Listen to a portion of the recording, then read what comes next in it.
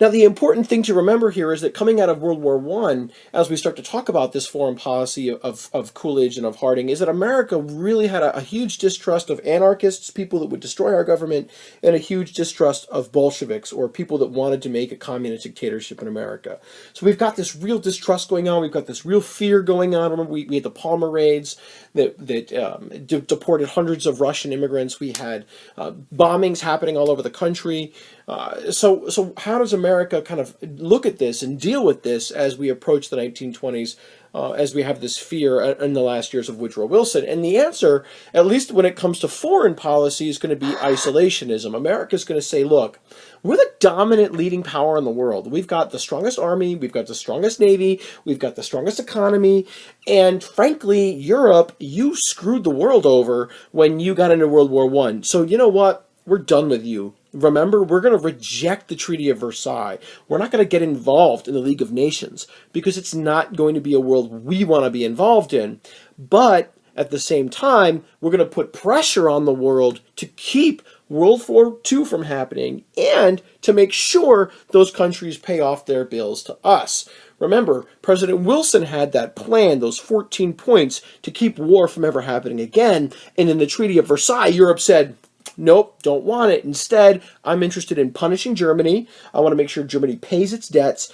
And I'm interested in making sure that they somehow recover or never recover to fight World War II, without ever really addressing any of those underlying issues like arms races. So Coolidge and Harding are going to attempt in the 1920s to kind of tackle these problems. So with that understanding that we are the dominant economic power in the world, we want to protect our wealth. We want to protect our country from those enemies that are out there.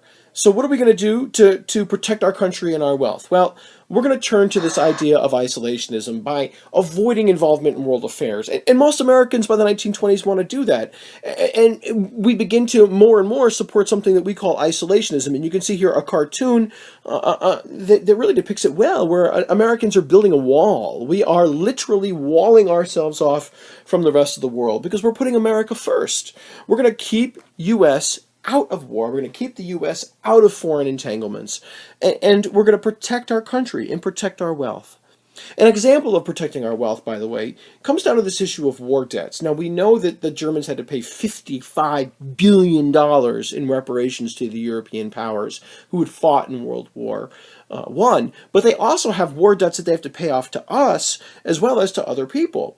So America's got to come up with a way to do this because there's no way a country like Germany can pay off all those war debts. It's just not possible. So we come up with this clever plan, and it's up here. It's called the Dawes Plan. Here's how it works. We say, all right, Germany, I know you can never pay back all those loans to the Allies. You need help.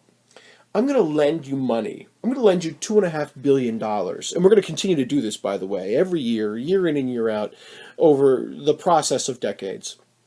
I'm going to lend you $2.5 billion in loans. And you can keep $500 million for yourself. Take that $500 million, put it in your pocket, use it to invest, use it to make more money. That's your money. The $2 billion that I gave you, though, do me a favor. Hand that over to the allies, would you? Pay it off to them. Pay off some of those reparations. And Germany's like, oh, phew, okay, good. We got some breathing room. We have $500 million in our pocket. We can pay off $2 billion in reparations to the Allies. And then we say to the Allies, all right, Allies, you take that $2 billion that Germany gave you and you invest it. You invest it in your own economy, you invest it in infrastructure, you invest it in whatever enterprises you've got going on. Make some money with it. And when you do, pay back to us $2.6 billion that you owe us in war debt, in war loans. That's brilliant. Because look at this. America gives out $2.5 billion in loans, gets back $2.6 billion in loans. We just made $100 million. And we do that routinely, regularly. We make these loans, we give stipulations, we say what the loans can be used for. The countries begin to get back on their feet, and they're still giving us profit. We protect our wealth, and hopefully we keep these countries from going back to war with each other. Protect our country from future wars.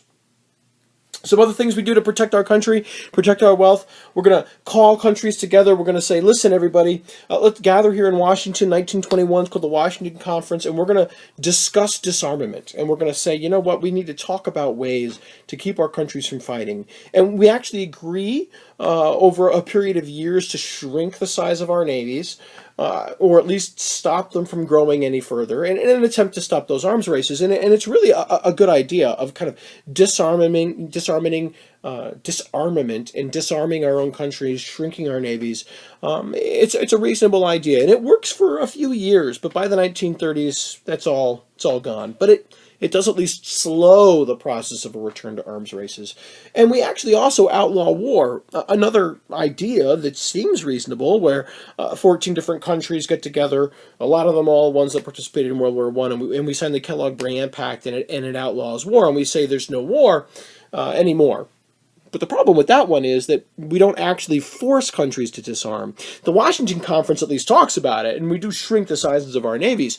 Kellogg-Briand says we're not going to have war anymore, but you can keep your weapons. How does that work? That's like saying, well, I won't fight you, and you won't fight me, but I can still keep my gun, and you can still keep your gun, but just don't shoot it, okay? I promise, I won't shoot if you won't shoot. We know that's not going to work. It's a noble idea, but the world just isn't ready for it. It's still not ready for it in a lot of different ways.